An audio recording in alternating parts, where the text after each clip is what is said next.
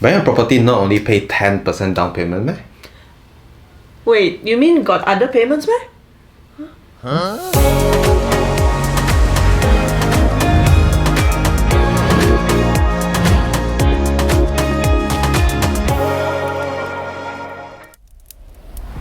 It's always an exciting journey when it comes to property hunting, kan? Yeah, exactly. I love property hunting, like looking around properties to find a suitable one for myself, but that needs long decision making though. Well, duh!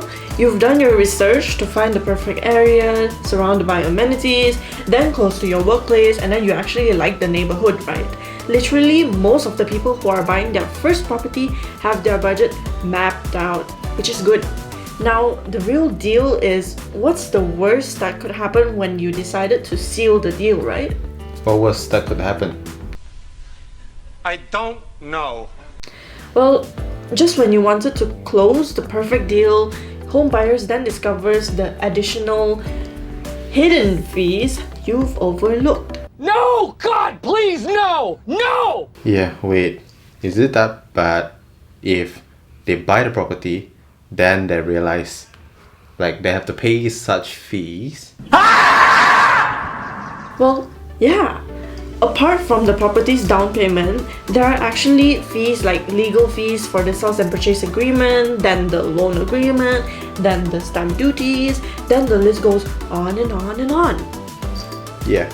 So what's up everybody, welcome to VC. My name is Vincent. And I'm Chloe. And today we will be talking about the hidden fees when it comes to buying a property that you should take note of. Before we dive in deeper, let's talk about the 10% down payment that we need when it comes to buying a property. The down payment on a house is the initial payment that's made towards the purchase price of your home, and it's a cost that is paid from cash on hand. Yeah, for first-time home buyers in Malaysia, banks are usually able to provide a home loan up to 90% of the home purchase price. This means that the balance down payment will be the 10% of the purchase price. So for example, a property worth 500,000 will need to prepare 50,000 for down payment in order to purchase the property. That's the basics that most people know about, and now it's time to expose the hidden fees that you might have not heard before or have heard before. Oh, hell no! The first hidden additional costs are actually legal fees. Now, most of you thought that legal fees are only for your sales and purchase agreement, but did you know that you had to pay legal fees for your loan agreement too? The loan agreement is an agreement between the bank and the borrower. Each of these agreements consists of many legal clauses and terms where you need a lawyer. Therefore, by preparing a bank loan agreement, it will require legal fees too, because you need it to be legit, right? To be bound legally. Yeah, sometimes the disbursement fee will be included in the legal fee itself too.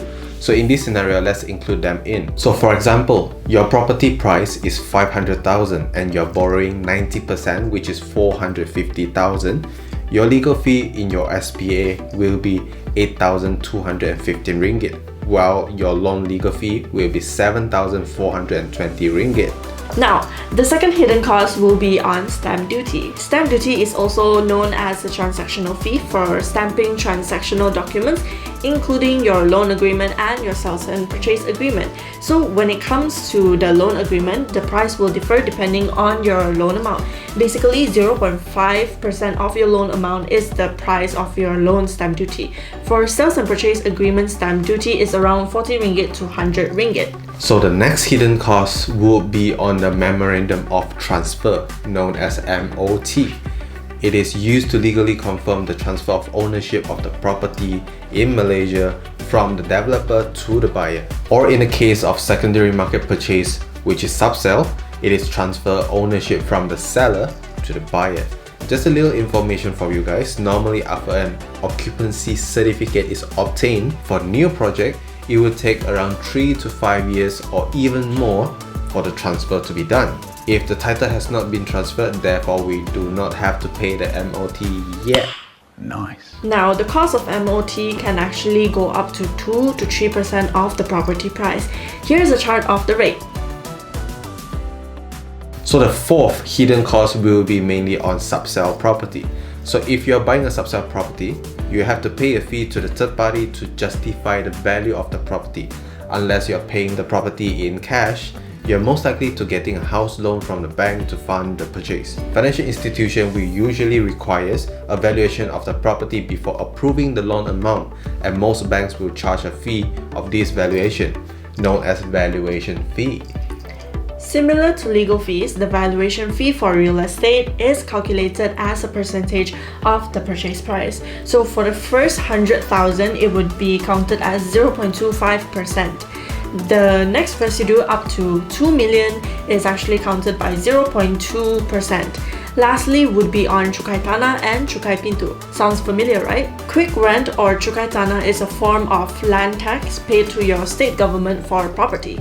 Assessment rate or cukai pintu is a local land tax paid to local councils to pay for developing and maintaining local infrastructures and services.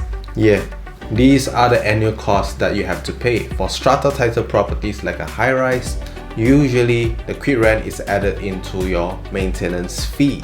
Wow, okay. So cukai tanah is charged based on the total amount of the land included as a part of the property. Take note that the rate of the quick rent would be different, so it's important to check with your local land office authority on what the specific rate is. For Sabahans, you can check your cukai tanah online through this website. We've linked it down below just in case you want to check it out. Now the cukai pintu is usually more expensive compared to the cukai tanah, depending on your rental too. It is calculated depending on the annual rental of the property. This value also depends on the size and the type of property. To cut it short, technically this means that the small, low-cost apartment will be charged less than a large bungalow. Now, those are the 5 main things that most people don't notice when buying a property. Most people thought buying a property only requires 10% down payment, but it is literally never 10% only. Especially for subsale property, usually it goes up to approximately 18% of the property price, or even more. This is just a rough calculation for the reference. That's crazy, man. Yeah, that's a lot. And not even included the other fee like renovation fee, your furnishing, and other mortgage insurance yet. Well, there are actually other schemes and packages to lower down the upfront cost when buying a property. Yeah, we'll talk about it in the next video. So here is the end of the video. Thank you for watching. My name is Vincent. And I'm Chloe. We'll see you in the next video. Ciao!